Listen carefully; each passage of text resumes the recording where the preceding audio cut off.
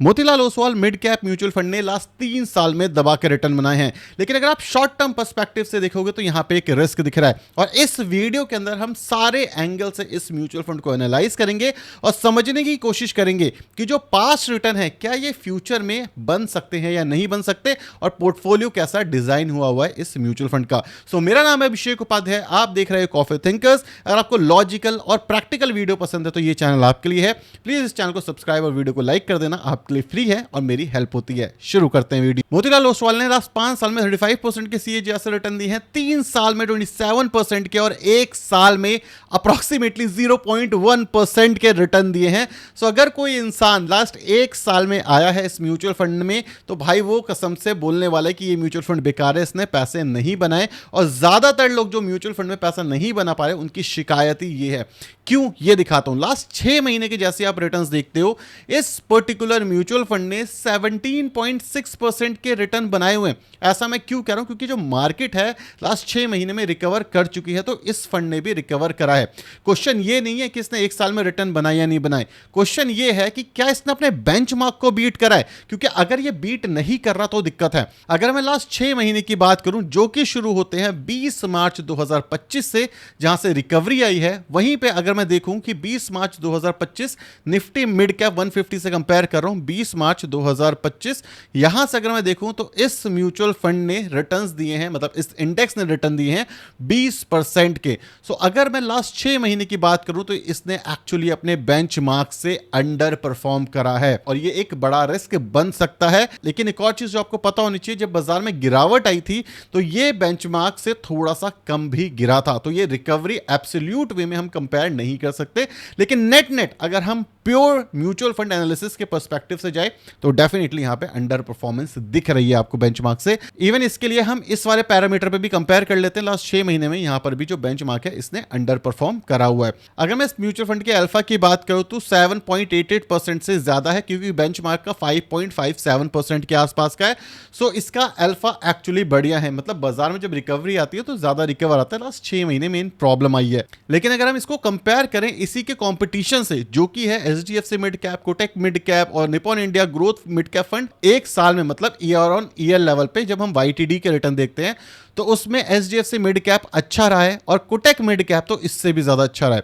लेकिन जैसे आप 3 साल का पिक्चर देखते हो तो यहां पे 28% के सीएजीआर से रिटर्न दिए हैं मोतीलाल ओसवाल मिड कैप ने, तो मतलब श्योर शॉट विनर यहां पे दिख रहा है। इसका एक और एग्जांपल दे देता हूं कि इसने कितना पैसा बनाया अपने इन्वेस्टर्स के लिए। सो यहां पे हम कंपाउंडिंग कैलकुलेटर में डालते हैं 10,000 की अगर आप एसआईपी कर रहे होते और सिर्फ 28% के आपको रिटर्न मिल रहे होते 5 साल के लिए, सो आपने 6 लाख रुपए तो इन्वेस्ट किए होते, लेकिन जो रिटर्न आपको मिले होते वो 7 लाख रुपीज से ज्यादा, मतलब मेच्योरिटी अमाउंट 5 साल में 13 लाख रुपए आपका बन चुका होता। अगर इसी पेस से ये अगले 5 साल और दे दे तो आपके 67 लाख रुपीज होते। तो इसीलिए जो 28% का रिटर्न है ये एक्स्ट्रा ऑर्डिनरी है, क्योंकि 3 साल के हैं, ये 1 साल या 2 साल के नहीं है। तो इसीलिए जो कंसिस्टेंसी है वो अभी तक हमें दिख रही है, लेकिन लास्ट 6 महीने में थोड़ी सी प्रॉब्लम हुई है। लेकिन इंपॉर्टेंट चीज है इसका पोर्टफोलियो।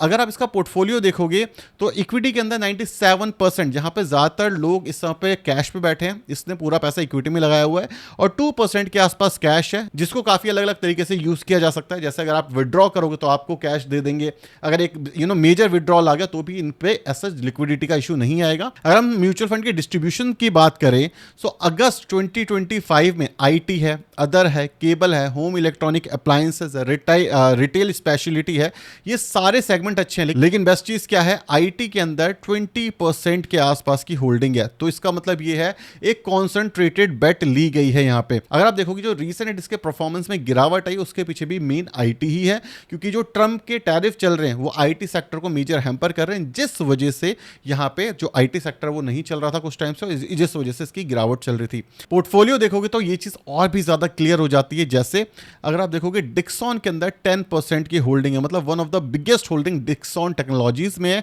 ये one of the best stock है। अगर आप चिप मैन्युफैक्चरिंग की बात करोगे, सेमीकंडक्टर की बात करोगे, तो ये जो स्टॉक है, ये जो कंपनी है, ये इसमें काम करती है, जिसका नाम है डिक्सॉन। कोफोर्ज आपको दिखेगा, ट्रेंट ट्रेंट आपको दिखेगा, ट्रेंट में भी रिसेंट गिरावट हुई है बिकॉज ऑफ हाई पीई। अगर आप इटर्नल मतलब जिसको जोमेटो कहते हैं वो दिखेगा, कल्याण ज्वेलर्स दिखेगा 197, ये थोड़ा सा रिस्की स्टॉक है, इसको देखना पड़ेगा, वैल्यूएशंस काफ़ी ज़्यादा हाई हो चुकी हैं। Persistent system, Polycab, KEI industry, मतलब आप इसके स्टॉक के नाम देखते रहोगे आपको पता चलेगा ये जो पोर्टफोलियो है ये one of the best portfolio में से आता है। लेकिन यहाँ पे एक चीज़ याद रखनी है, कॉन्सेंट्रेशन रिस्क क्या है, 10, 9, 9, 9, 8, 8, मतलब अगर मैं इसके टॉप 10 स्टॉक्स को देखूं तो एटलीस्ट 50-60% का ओवरऑल पैसा इसमें लगा हुआ है। सो अगर आप एक ऐसे इन्वेस्टर हो जो कि कॉन्सेंट्रेटेड बेट नहीं ले सकते तो भाई इस पोर्टफोलियो से दूर रहना। लेकिन आपको एक और चीज़ बता दूं, अगर किसी ने भी अच्छा पैसा बनाया है म्यूचुअल फंड में अपनी रियल लाइफ के अंदर तो भाई उसका पैसा कॉन्सेंट्रेटेड बेट में ही लगा हुआ है। मतलब कुछ पर्टिकुलर स्टॉक जिसमें उसने थोड़ा ज़्यादा पैसा लगाया हुआ है, जिससे क्या होता है अगर रिटर्न्स बनते हैं तो ज़्यादा बनते हैं, गिरते हैं तो ज़्यादा गिरते हैं। मतलब हाई रिस्क वाला पोर्टफोलियो है ये शॉर्ट टर्म पर्सपेक्टिव से नहीं, अगर आपको लेना है तो थोड़ा लॉन्ग टर्म पर्सपेक्टिव से लेना चाहिए। लेकिन जो मुझे बहुत प्यारी चीज़ लगी, जो उसको मैं भी काफ़ी ज़्यादा फेवर करता हूँ, वो है कॉन्सेंट्रेशन, जो कि इसके पोर्टफोलियो में आपको देखने को मिल रही है। अगर मैं स्टॉक प्रोफाइल की बात करूँ तो मुझे लगता है one of the best stock profile है। लेकिन डेफिनेटली काफ़ी सारे जो स्टॉक्स हैं जैसे डिक्सन हो गया, जैसे इटर्नल हो गया जिसको जोमेटो कहते हैं, जिसको 197 हो गया, ये स्टॉक्स डेफिनेटली हाई पीई के हैं, तो वैल्यूएशन पर्सपेक्टिव से यहाँ पे दिक्कत है। अगर मैं इनके फंड मैनेजर की बात करूं उसके बाद वर्डिक्ट भी दूंगा। सो इनके 3 मेन फंड मैनेजर हैं, एक है निखित शाह, अजय खेंडवाल और राकेश शेट्टी, इनके फंड मैनेजर हैं। 13 साल 10 साल का एक्सपीरियंस इन दोनों को है, और जो निखित शाह हैं इनको भी अप्रॉक्सीमेटली 6 से 7 ईयर का एक्सपीरियंस है। सो अगर आप फंड मैनेजर प्रोफाइल देखोगे तो अच्छी बात है, क्योंकि इनका एयूएम आप देखो कितना बड़ा बड़ा ये होल्ड करते हैं। निखित 66,000 करोड़ के आसपास का हैंडल करते हैं, अजय 81,000 और राकेश 1,12,358 करोड़ के आसपास का। इनके पास वो एक्सपीरियंस है जो हर इंसान को चाहिए होता है, मतलब एक बड़ा पोर्टफोलियो हैंडल करना, बड़ा एयूएम मैनेज करना। तो मेरे हिसाब से ये जो फंड मैनेजर है इनके पास एक्सपीरियंस भी ज़्यादा है और एयूएम भी इन्होंने काफ़ी बड़ा मैनेज किया है।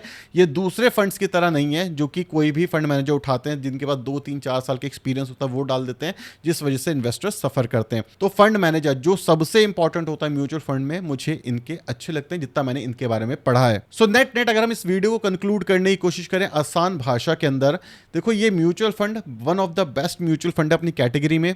सेकंड चीज, अगर आप इसके रिटर्न देखोगे लास्ट 5 साल के तो बहुत प्यारे रिटर्न है। अगर किसी ने लास्ट 5 साल में इन्वेस्ट करना शुरू किया है तो मतलब ऑलमोस्ट नेक्स्ट टू इम्पॉसिबल कि वो लॉस कर रहा होगा अगर उसने एसआईपी फॉर्मेट में लास्ट 5 साल में इन्वेस्ट किया, इवन लास्ट 3 साल में भी इन्वेस्ट किया है, क्योंकि अपने लास्ट 3 साल के रिटर्न से बहुत ऊपर है। सेकंड चीज़, अगर आप इस म्यूचुअल फंड में जाओगे तो एक बहुत प्यारी चीज़ मिलती है, कॉन्सेंट्रेशन।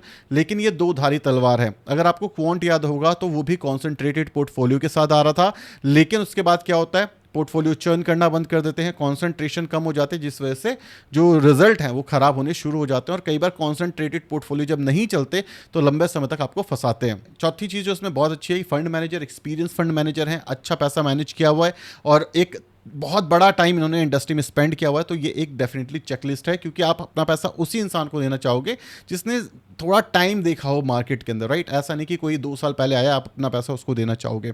अगर मैं इस फंड की कुछ नेगेटिव्स की बात करूं तो शॉर्ट टर्म में ये अपने अंडर परफॉर्म कर रहा है बेंचमार्क को, जो एक एक्चुअली नेगेटिव साइन है, क्योंकि शॉर्ट टर्म में ये अंडर परफॉर्म कर रहा, हो सकता है रिकवर ना कर पाए, ये भी एक क्वेश्चन है। सेकेंड चीज़, स्टॉक्स के वैल्यूएशन हाई हैं, सो ये जब गिरावट आती है हाइपोथेटिकली अगर कोई बड़ी चीज़ हो जाए तो ये फंड थोड़ा ज़्यादा गिरेगा अपने बेंचमार्क से, तो down side protection as of now इसकी उतनी अच्छी नहीं है जितनी इसका अल्फा अच्छा है। तीसरी चीज़, अगर मैं इस पोर्टफोलियो को देखूंगी तो अगेन जैसे मैंने बोला कॉन्सेंट्रेशन 2 धारी तलवार है। अगर ये इंडस्ट्री काम नहीं करती, अगर जो टैरिफ है वो लग जाते हैं हमारे आईटी सेक्टर के ऊपर, तो ये वाला म्यूचुअल फंड काफ़ी ज़्यादा मेजर तरीके से सफ़र करेगा, क्योंकि मेजॉरिटी ऑफ द पैसा 20% के आसपास एलोकेट किया हुआ आईटी सेक्टर को। लास्ट बट नॉट लीस्ट जो मुझे नेगेटिव लगा वो ये है कि अब इसे थोड़ा सा हमें ध्यान से देखना चाहिए अगले 6 महीने के लिए एटलीस्ट, कि क्या ये अपने बेंचमार्क को बीट कर पा रहा है या फिर नहीं। अगर मैं होता आपकी जगह तो मैं क्या करता, मेरा क्या अप्रोच रहता है इस म्यूचुअल फंड को लेकर के। One of the most important thing, मेरे को कोई दिक्कत नहीं है इसमें इन्वेस्ट करने से। क्यों? जो स्टॉक्स इसके पास है वो मुझे पसंद है, जो पोर्टफोलियो इन्होंने डिज़ाइन किया है वो मुझे पसंद है।